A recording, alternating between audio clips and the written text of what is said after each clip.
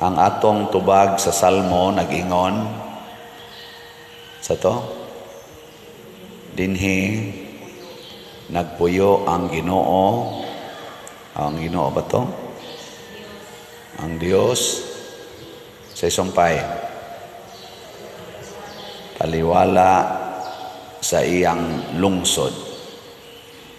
Lingi ako no imong tupad ing naa nagpuyo sa inyo ang Dios. Mutanawa. Ang kusmod mamog mga naong. Ang Dios kung magpuyo na nato ang mahitabo, dili na ta madani sa yawanon nga mga buhat. Matud pas unang pagbasa, gapuso niya ang yawa. Yawa ba gapuson? Aron dili na makapanglimbong nato. Pero kung muundang sa taog, dawat sa Ginoo, abuhian sa niyang yawa. So, ang atong, para lang ni nako ha, ang atong kinaiya o ang atong relasyon sa Ginoo, maura say makapagapos, maura say makapabuhi sa yawa.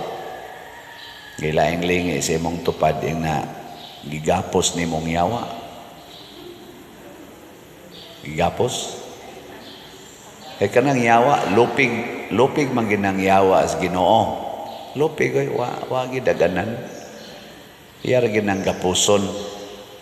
Pero ang nakaapan, ato man sa kong buhian, kita kasi magbuhi-buhi ba? Anya unsaon man, kanabitang din ata mosunod sa pulong sa Ginoo. Naa siya nagpuyo sa ato, pero dili ta mosunod niya. Ngay nag-text nako daghana mga ginikanan. Unsaon maning akong anak pader din amang gyud maminaw nako. Din agyod mo patuo nako. Kuyog silang puyo, pero di gyud mo patuo ang iyang anak. Magtuman Dios gusto. Dahil kamo, nakasinati mo mga anak na di mo tuman ninyo, kamo mga ginikanan? No. Pero na magpuyo, na mukaon, ikapagitig labas iyang bulingon, tig-utaw, tighatag og allowance para sa eskwela, pero di gyud mo patuo. Mauna atong kinaiya og maunay signal nga ato nang gibuhian ang yawa. Gusto nimong gapuson ang yawa, pugsa ang imong kaugalingon nga mosunod sa pulong sa Ginoo. Pugsa ba? Ay magsigig patambag nako padir unsay akong buhaton aron kining akong bana moundang sa iyang bisyo. Nako gapusa. Ayaw sad padir oy. Gapusa ba sa imong paghigugma? Ana, kay ang pulong sa Ginoo gugma man, di ba? Higugmaa ang mga makasasala. Higugmaan ang imong bana, isip palahubog, isip sugarol, isip bisyoso, higugmaa. Tanawa, maulian ra gid na. Ug di man siya maulian karon nga lagsik pa, abot yung panahon maulian na kung paralyzed na. Lagi. Unyag di gid siya maulian, hangtod gid siya mamatay. Di ay gibutang diri sa unang pagbasa. Tuwa di ay mga libro dito sa langit, na ay libro nga gisuwatan sa atong binuhatan, na asay libro nga gisuwatan sa atong judgment. Niya, kung ang ato kunong ngalan wa masuwat dito sa libro sa kinabuhi, itambog ta ni adtong gitawag og linaw nga kalayo. Nya mao kuno toy ikaduhang kamatayon.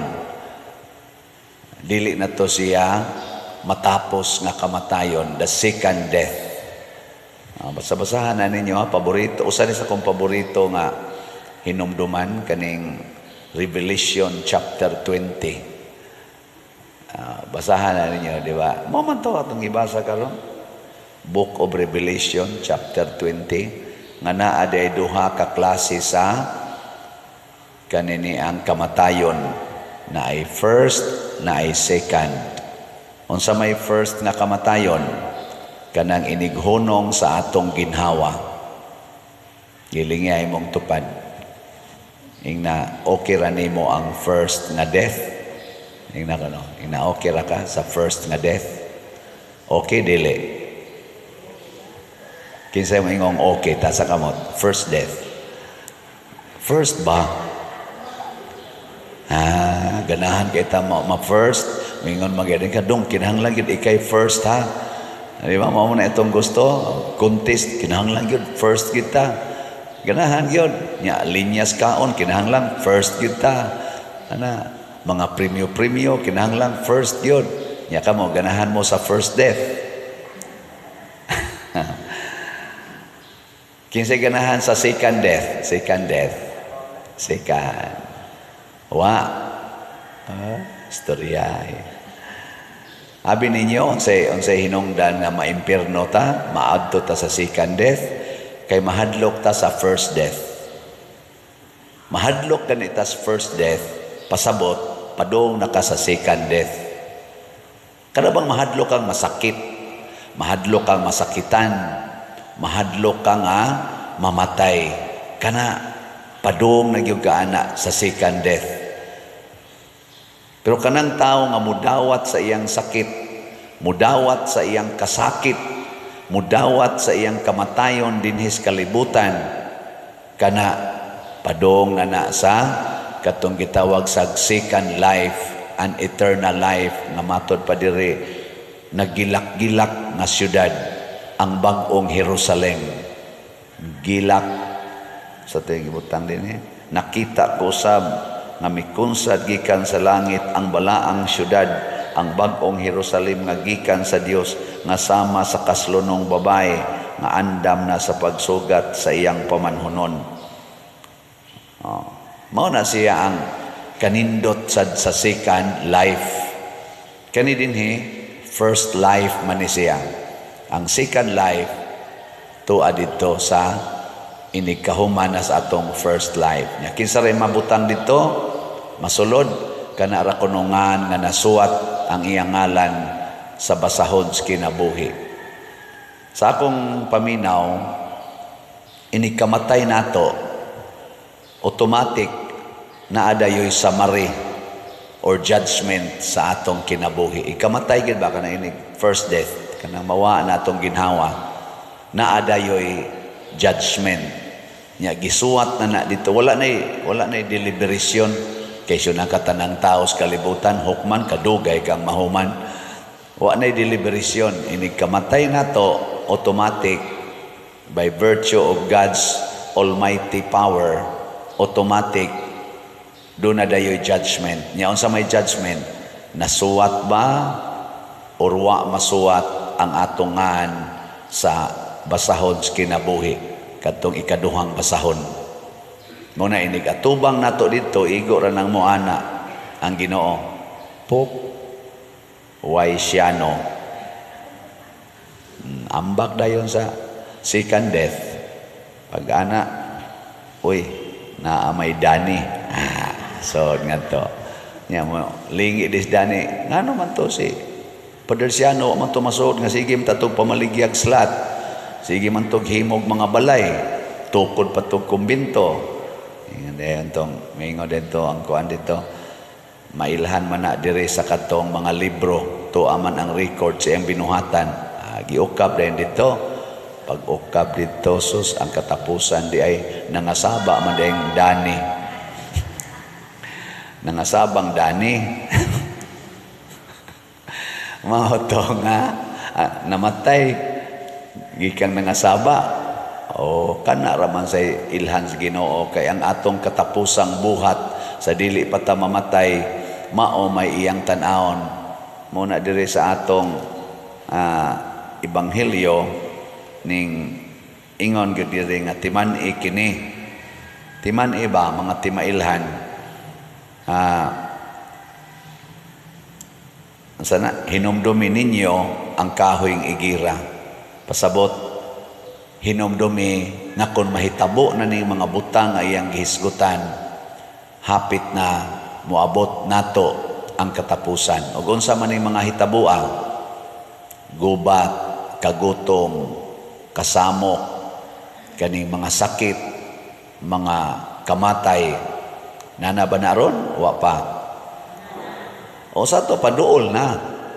Nya kay duol naman, magmatngo na ta, hunongo na ang mga sala. Munang hangyo taon ta sa ato mga leaders kalibutan karon, sige lang yapong away, sige lang yapong kanang inilugay, hapit na oy, duol na kaayo. Nya sa ato sang personal nga kinabuhi, na nagani kay kasakit o mga sakit sa imong lawas o sa imong kinabuhi, pasabot, duol na sad ka. Di ba? Aba na natin, ka na maglisod na kagnaog sagdanan nga di manggunit. Ang sama na? Ang sa'y pasabot, ana? Duol na. Ay napagsig pangandoy nga. Ginoo, ayuha in taon ko. Pangandam na, kay duol na. Nana ang kasakit. Nangatod pa ni Kristo, mapawong ng adlaw. Nga ikaw, di na sa kakabasa o guway ang tsuhos. Sa to pa, naghinahinay, nagkapawong. Di nakakailas naong sa imong ikaatubang, magsige na kayong kinsa gani ka. Nya usahay di nakakadungog. Di nakaklarog kadungog. Kato pa, duol na. Di ba? Nya magsige pa yung pangandoy, Ginoo, ayuha in taong akong mata. Ginoo, ayuha akong dunggan. Ayaw na. Mga timailhan na nga hapit na. Di ba? Sa una may makikagpangdungog. Kita kas imong buhok, mga timailhan man na, ni uban na, imong naong, nangunot na, inikatawa ni mo sa una, nindot kay kag-aping, karon ikatawa ni mo, kuyos na kay kag-aping. Ba, inighangad ni mo sa una, sinaw ra kag-agtang, karon igana ni mo, kunot na pertindaghana. Mga signal man na, nga nilaos na ba, kanang matod pa dire, nangalaya na, wa naman na lingsing. Pasabot, hapit na. Giling niya imong tupad.